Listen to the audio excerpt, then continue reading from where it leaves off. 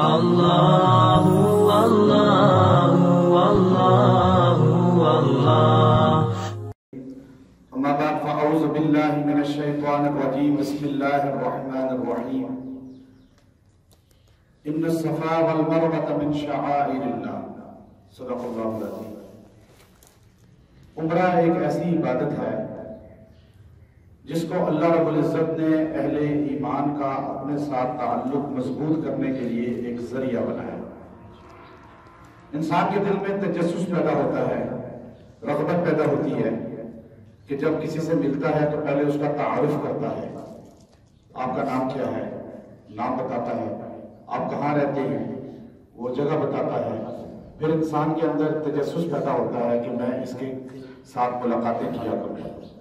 پھر آہستہ آہستہ کھانے کی دعوت ہوتی ہے، چائے پیتے ہیں، کھانا کھاتے ہیں۔ پھر انسان اور تھوڑا سا آگے بڑھتا ہے تو اس کے گھر جاتا ہے، اسے گھر بلاتا ہے۔ پھر زیادہ مشکل میں دیکھتا ہے تو اس کے ساتھ تعاون کرتا ہے، وہ اس کے لیے قربانی دیتا ہے، یہ اس کے لیے قربانی دیتا ہے۔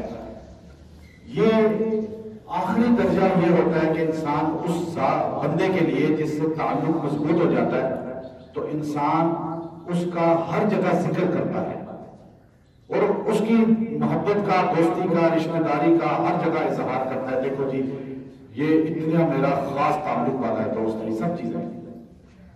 اللہ نے اسلام کو بھی ایسے ہی بنایا۔ ہمیں پہلے اللہ کا تعارف ہوتا ہے کلمے کے ذریعے، پھر ہم اللہ کو پہچانتے ہیں نماز کے ذریعے، پھر ہم اللہ کے لیے قربانی دیتے ہیں روزے کے ذریعے، پھر ہم اللہ سے محبت کے لیے خرچ کرتے ہیں اللہ پہ صدقہ خیرات کر کے، زکوٰۃ دے کر۔ تو آخری درجہ یہ ہوتا ہے کہ انسان کہتا ہے کہ اس ذات کو دیکھوں تو صحیح، جس ذات کے لیے میں اتنا کچھ کر رہا ہوں۔ موسیٰ کلیم اللہ نے کہا میں رب یاری نہیں ہے، میں تجھے دیکھنا چاہتا ہوں۔ اللہ نے کہا دیکھ نہیں سکتے اس جسم کے ساتھ، لیکن ہمیں اللہ تعالیٰ نے کہا میرے کعبے کو آ کے دیکھو۔ جب انسان کعبۃ اللہ کو دیکھتا ہے عمرہ میں، جب یوں داخل ہوتا ہے، پہلی نظر پہ وہ انسان کی کیفیت بن جاتی ہے کہ انسان کے بلا اختیار آنسو نکلنے شروع ہو جاتے ہیں۔ ہم نے ہر بار دیکھا، ہر بار داخل ہوتے ہیں حرم میں، پہلی نظر پڑتے ہیں چاہے دن میں 3 بار داخل ہو، تیسری بار بھی داخل ہو کے وہی کیفیت ہوتی ہے جب انسان جس کعبۃ اللہ کو پوری زندگی سنتا رہا کہ کعبے کی طرف منہ کر کے نماز پڑھو، کعبہ ہمارا قبلہ ہے، اس کعبے کو جب یوں سامنے دیکھتا ہے مطاف میں تو انسان کی وہ کیفیت بنتی ہے نہ میں بیان کر سکتا ہوں نہ آپ۔ یہ ہے اصل عمرہ کہ انسان عمرے میں کن چیزوں کو ملحوظ رکھے۔ عمرہ کس چیز کا نام ہے؟ عمرے میں 2 چیزیں فرض ہیں، اگر آپ مختصر دیکھیں۔ احرام آپ نے باندھنا ہے لازم، اور دوسرا آپ نے طواف کعبہ کرنا ہے۔ یہ 2 چیزیں عمرے کا مین جز ہیں۔ اب 2 چیزیں جو وجوب سے تعلق رکھتی ہیں وہ آپ نے سعی کرنی ہے، صفا مروہ کی، حلق یا قصر کرنا ہے، آپ نے بال کٹ کروانے یا آپ بال مشین کروانے۔ لیکن آپ نے اگر بال سارے صاف کروائے استرے کے ذریعے تو حضور اقدس صلی اللہ علیہ وسلم نے 3 مرتبہ دعا دی ہے جو استرا پھرواتا ہے عمرہ یا حج کے بعد۔ آپ نے اس کے لیے 3 مرتبہ دعائیں مغفرت کی ہے، اور جو مشین پھرواتا ہے اس کے لیے 1 بار دعا کی۔ تو آپ حضور کی 3 بار دعا لیں گے یا 1 بار؟ لیکن 3 بار لیں گے۔ اب عمرہ یہاں سے آپ کا شروع ہوا، یہاں سے آپ نے احرام ایئرپورٹ سے باندھ لیا، کیونکہ جدہ کے قریب میقات ہے، جہاز میں ہوتا ہے، انسان نفل نہیں پڑھ سکتا۔ بہتر طریقہ گھر سے بھی احرام باندھ سکتے ہیں، ہمارے اکثر علماء اکابر گھر سے ہی باندھ کے نکلتے ہیں۔ احرام باندھ لیا، نکل گئے، ایئرپورٹ سے باندھ لیا، بہتر ہے۔ ایئرپورٹ سے نیت کر لی، پھر جب جدہ کے قریب اعلان ہوتا ہے جہاز میں، پھر نیت کر لی۔ اب آپ نے کس کی نیت کی ہے؟ اپنے لیے عمرہ کیا، مرحومین کے لیے کیا، نیت کر لی۔ 2 رکعت نفل پڑھیں، نفل پڑھتے ہوئے آپ نے سر پہ چادر رکھنی ہے، احرام میں ننگا سر نہیں پڑھنی۔ نفل پڑھنے کے بعد آپ پھر سر ننگا کرنا، اس کے بعد تلبیہ لازمی پڑھیں، لبیک اللہم لبیک لبیک لا شریک لک لبیک ان الحمد والنعمت لک والملک لا شریک لک۔ اس کے بعد آپ نیت کر لیں، دعا کریں۔ اب آپ ذکر کرتے جائیں۔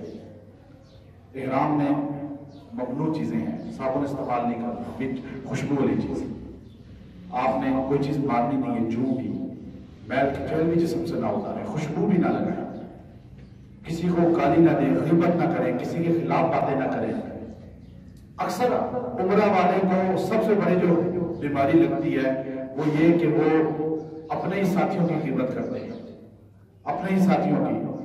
اور جی ہوٹل ایسا مل گیا، گاڑی ایسی مل گئی، شیطان برغلاتا ہے ایسا ہے، ضائع کرتا ہے۔ وَتَزَوَّدُوا، اللہ نے جو کہا نا کہ عمرہ حج میں جب تیاری کرو، تزودوا، اپنے ساتھ سامان رکھو، فإن ذلک تقویٰ، سب سے بہترین سامان تمہارا تقویٰ ہے۔ یہ نہیں کہ تم عمرہ تو کر رہے ہو، بڑے چکر لگا رہے ہو، ایسے سے بندے میں نے دیکھے دن میں 7 سال طواف کر لیتے ہیں، لیکن آگے غلطیاں، خامیاں، غیبت، ان چیزوں میں پڑ جاتی ہیں۔ فائدہ بھی کیا اس کا؟ اگلی آپ عمرہ کیا، آپ یہاں سے جو سامان لے کے جا رہے ہیں وہ سامان جو ہے آپ نے ہینڈ کیری میں 8-9 کلو سے زیادہ نہ لے کے جائیں، دوسرے میں 20 کلو تک جہاز کے ٹکٹ میں لکھا ہوتا ہے۔ ہینڈ کیری میں کوئی ایسی چیز جو اسلحے میں آتی ہے، کینچی، کوئی ایسی چیز نکیلی لے کر نہ جائیں، دوائیاں لے کر نہ جائیں، کوئی پرفیوم لے کے نہ جائیں، ایسی چیز جو پانی کی بوتل، وزن میں وہ چیزیں رکھیں۔ اور وہاں پر جدہ ایئرپورٹ پہ جب آپ کو اتارا جائے گا تو وہاں پر آپ نے حاجی کیمپ میں وہاں بندے کھڑے ہوتے ہیں، فوراً پاسپورٹ لیں گے آپ کا، سارے آپ کو گاڑیوں میں بٹھا دیں گے، وہ آپ کو ہوٹل اتار دیں گے۔ وہاں اتر کر آرام سکون سے، تحمل سے، جلد بازی کسی چیز میں نہیں کرنی۔ ہمارے یہاں جلد بازی بہت زیادہ ہے، جہاز رکا نہیں ہوتا، لوگ سارے کھڑے ہو جاتے ہیں، جہاز چل ہی رہا ہوتا ہے ابھی رن وے پر، اور وہاں پر بھی گاڑیوں میں ایسے ہی اکرام کریں ایک دوسرے کا، بوڑھے لوگوں کا معذور ہے اس کا اکرام کریں۔ جب آپ نے عمرے میں یا ایسے کسی بھی سفر میں دوسرے کا اکرام کیا تو آپ نے اس کی عبادت کا اجر لے جاتے، تو یہ لالچ بھی ہونی چاہیے انسان۔ وہاں پر آپ دیکھیں، آپ وہاں پر ہوٹل میں جیسا ہے انسان، خامی کسی چیز میں نہ لگا۔ پھر مکہ مکرمہ عبادت کی جگہ ہے، وہاں پر طواف جب آپ کریں گے، پہلا آپ کا جا کے کم عمرہ کرنے کی ضرورت نہیں ہے، آپ پہلے جا کر وہاں آرام سکون سے ریسٹ کریں، تھکے ہیں سو جائیں، کھائیں پیئیں، احرام کی حالت میں، احرام اتارنا نہیں ہے، احرام کی حالت میں سو جائیں، کوئی مسئلہ نہیں۔ اس کے بعد آپ نے وہاں پر سب سے جو ہے، اگر عمرہ کرنے جانا ہے تو کوشش کریں مل کے جائیں، جاتے ساتھ ہی ہوٹل کا کارڈ لے کے اپنی جیب میں رکھ لیں تاکہ آپ کو ہوٹل بھولے نہیں۔ ہر بندے کے پاس ایک کارڈ ہونا چاہیے، تاکہ اگر آپ کہہ لیں کہ گم بھی گئے تو ٹیکسی والے کو کارڈ دکھا کے آپ ہوٹل پہنچ جائیں گے۔ رستہ سیدھا سمجھ لیں، وہاں پر آپ نے داخل ہونا ہے باب عبدالعزیز سے، باب نظریں جھکا کے داخل ہو۔ جیسے ہی آگے جائیں گے تو پاؤں کو دیکھتے جائیں، آگے ایک دم خانہ کعبہ کے سامنے آپ کھڑے ہوں گے۔ جیسے ہی پہلے کعبے پہ نظر پڑے، جو دعا مانگیں گے قبول ہو۔ مولانا ابوالقاسم صاحب موٹر دارالعلوم دیوبند ہیں، میں ان کے ساتھ تھا، الحمدللہ کئی بار سعادت حاصل کرنے کی طواف کی، تو وہ مجھے کہنے لگے دعا کی، تو مجھے کہنے لگے کہ میں یہ دعا کرتا ہوں کہ یا اللہ، یا حرم میں جتنی میں دعائیں کروں وہ قبول فرما، پہلی نظر۔ اب ساری دعائیں اس میں آ گئی، تو دعا خوشی خصوص سے مانگے اس میں، اور پھر سبز لائٹ ہے، وہاں سے طواف کا آغاز ہوتا ہے۔ کب؟ حجر اسود کے سامنے طواف کا آغاز ہوگا۔ حجر اسود کی 3 کام کرنا ہے، مردوں نے پہلے 3 چکروں میں یہ کندھا ننگا کرنا ہے، یہاں سے نکالنا ہے، احرام ادھر ڈال لینا ہے، اسے کیا کہتے ہیں؟ استباق۔ اور ان 3 چکروں میں رمل بھی کریں، تھوڑا سا اکڑ صحابہ کریں، حجر اسود کی طرف یہ سینہ، اور یہ بسم اللہ اللہ اکبر وللہ الحمد کہہ کے یوں شروع کریں، مڑنا اس کی طرف نہیں، سینہ خالی، پاؤں نہیں موڑنے چاہیے، کر کے شروع کریں۔ اور پھر طواف کرتے ہوئے نہ کعبے کو دیکھیں، نہ اوپر کلاک ٹاور کو دیکھیں، نہ لوگوں کو دیکھیں، جیسے نماز میں نیچے دیکھتے ہیں ایسے پاؤں کو دیکھتے دیکھتے طواف کریں، خوش و خضوع سے دعائیں کریں، جو دعائیں آتی ہیں عربی اردو کی، جو مانگ سکتے ہیں مانگیں۔ حدیث میں مختلف روایات میں مختلف دعائیں ہر چکر کی ضروری نہیں ہے، آپ اپنے الفاظ میں اللہ سے مانگیں۔ 7 چکر پورے کریں، تسبیح ایک ساتھ والی رکھ لیں ساتھ،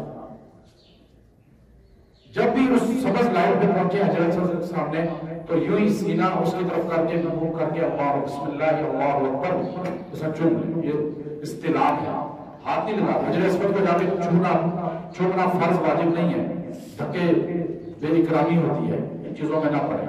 صحت ہے تو جائیں جا کے مقابلہ کریں، لیکن صحت خاص طور پہ طواف کے دوران خانہ کعبہ کو ہاتھ بھی لگانا جائز نہیں ہے، چونکہ وہ عطر لگی ہوتی ہے. حجر اسود کو بھی ہاتھ نہیں لگانا. اب 7 چکر یہ پورے کریں گے. 8ویں چکر میں پھر استلام کریں گے اور باہر نکل آئیں گے. پھر 2 رکعت نفل پڑھیں اور اس کے بعد زمزم پیے ڈٹ کے. دعا آتی ہے تو پڑھیں اللہم انی اسألک علما نافعا ورزقا واسعا وشفاء من کل داء. آسان ہے، پڑھیے ذرا. اللہم انی اسألک علما نافعا ورزقا واسعا وشفاء من کل داء. یہ دعا آپ پڑھیں، ہر بیماری سے اللہ آپ کو شفا دے گا. حضور علیہ السلام نے فرمایا اگر کسی کو بڑی سے بڑی بیماری ہے تو یہ دعا پڑھ کے وہ زمزم پیے جو طواف کے بعد والا ہے، تو اللہ آپ کو ہر روحانی جسمانی بیماری سے. اب ڈاکٹر کے پاس میرے پاس تو آپ آئے ہیں دوائی تویز لینے کے لیے، اگر آپ یہی عمل کر لیں اللہ آپ کو وہی شفا دے گا ہی نہیں دے گا. کتنا مجرب عمل ہے حضور کا. نبی کی زبان سے جو جملہ نکلا ہے پورے کائنات اس جملے کا مقابلہ نہیں کر سکتا. ہمارا عقیدہ حضور کی بات پہ ہونا چاہیے حضور. تو اس لیے یہ اگر آپ کو ویسے بھی زمزم ملتا ہے نا گھر میں بھی، یہاں پر آپ کو زمزم لا کے دیتا ہے، آپ زمزم پیتے وقت یہی دعا 3 بار پڑھ لیں، پھوک ملے. آپ جو بیماری کی نیت کر کے پیئیں گے اللہ اسے شفا دے گا. اتنی جامع یہ الفاظ ہیں. تو زمزم کے بعد پھر آپ نے سعی کرنی ہے، صفا پہ جانا ہے، کھڑے ہو کے کعبے کی طرف دعا کرنی ہے. دعا کر کے یا اللہ جو میرے قبول فرما. پھر صفا مروہ پہ چلنا ہے. سبز لائٹ آئے گی، آپ دوڑنا ہے، دوڑ نہیں. وہاں پہ دوڑتے ہوئے اللہ اکبر اللہ اکبر اللہ اکبر وللہ الحمد یہ جملہ کہتے جانا ہے. اللہ اکبر اللہ اکبر اللہ 3 بار وللہ الحمد 1 بار. پھر 7 چکر اس کے پورے کرنے ہیں. وہاں جا کے مروہ پہ بھی دعا کرنی ہے. 7 چکروں کے بعد آپ کا عمرہ مکمل ہو گیا. حلق کریں یا قصر کریں اور احرام چینج کر لیں، جا کر کپڑے پہنیں، عمرہ مکمل ہوگا. یہ مختصر آپ کو بتایا. اس میں کوئی چیز پوچھنی ہے کسی نے؟ کوئی سوال؟ کوئی یہ دعا جو آپ نے بتائی ہے یہ تو آپ کو مل جائے گی، بتا دیں گے. اور کوئی سوال عمرے سے متعلق؟ کوئی ذہن میں سوال نہیں ہے؟ عالم ہے ماشاءاللہ ساروں کو سمجھ آ گئی. کوئی سوال عمرے کے متعلق؟ 7 چکر کے بعد وہ جو مقام ابراہیم پہ 2 نفل پڑھنے آتے ہیں. مقام ابراہیم پہ لازمی نہیں ہے، وہاں رش ہوتا ہے، بے اکرامی ہوتی ہے. پڑھ کے ہی پڑھ لیں. مطاف میں کئی جگہ ملے، جہاں ملے جگہ پڑھ لیں. 2 رکعت، پہلی رکعت میں اس میں قل یا ایھا الکافرون، دوسری میں قل ھو اللہ پڑھ لیں. ٹھیک ہے جی. وآخر دعوانا ان الحمدللہ رب العالمین. اللہ اللہ اللہ اللہ.